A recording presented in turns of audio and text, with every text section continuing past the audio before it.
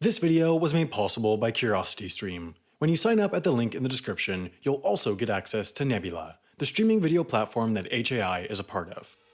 The Queen is the queen of lots of places. Milton Keynes, Peterborough, Derby, the list goes on.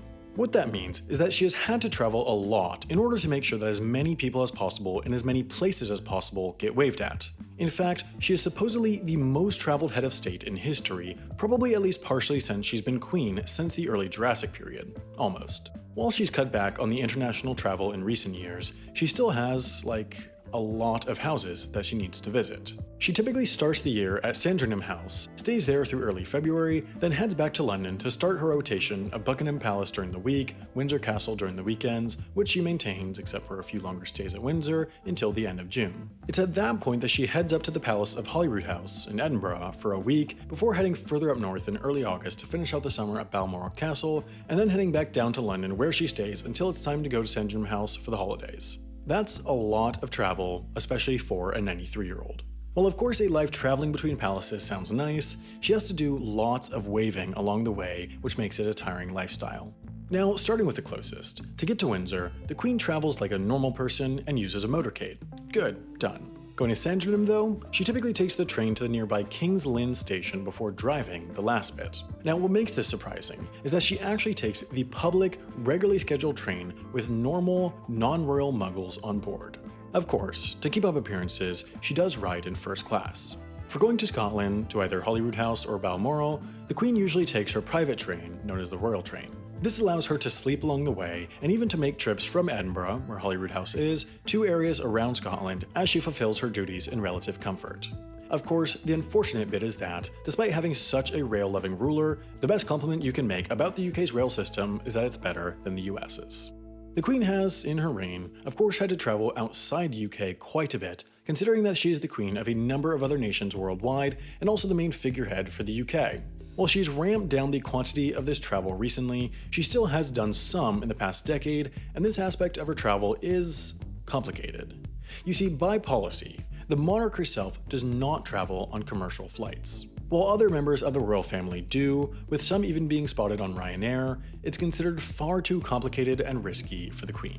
There are, in fact, a decent number of rules for royal flight, including, for example, that no two heirs to the throne are meant to fly on the same plane.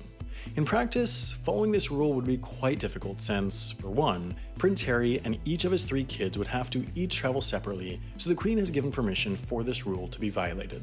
Now, even though the Queen is not meant to travel on commercial flights, she does not have her own aircraft. The British government does have a VIP configured version of an aerial tanker configured version of an Airbus A330. Yeah, I know it's complicated, and it's said that the Queen has first dibs on this. If the Queen's not using it, then Prince Charles has second dibs, then the Prime Minister, then British government ministers. This hierarchy has led to some tricky situations. In 2017, the Prime Minister was forced to charter a plane since Prince Charles was using the government plane. Ministers, at the bottom of the totem pole, rarely ever get to use the plane.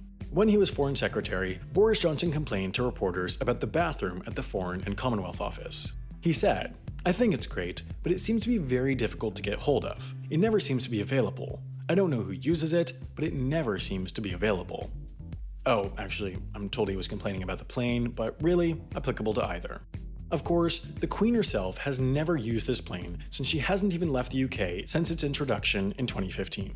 When the Queen has traveled outside of Europe though, the last time being 2011 with her trip to Australia, she typically charters long-haul aircraft from British Airways. The airline would reconfigure their aircraft with a sort of bedroom suite for the Queen and her husband, and Heathrow Airport, where they would normally leave from, even has a private lounge specifically for the Queen and her family. Chartering a huge aircraft like this does, of course, come at quite a cost for the royal purse, but given the eerily similar appearance of the Queen of England and the Queen of Australia, it's always been considered a worthy expense, at least by those who get to decide, in order to tie the Commonwealth together. Now, I know a common problem people have is finding things to watch to fill up their time when riding their private train to their castle in Scotland, but boy do I have the solution for you. Now, hear me out here.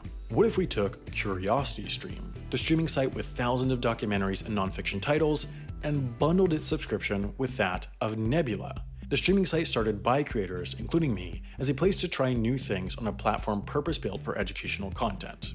That would be crazy. Who would do that? But wait. What if they did that bundle for the exact same price as the normal CuriosityStream subscription?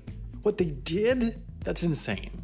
On the flip side, who would be insane enough to not take that deal? Available at curiositystream.com/HAI. That's just $19.99, less than the cost of an iPhone 11, for a whole year of CuriosityStream and Nebula, and you know what's the best part? You'll be supporting myself and plenty of other independent creators while you're at it.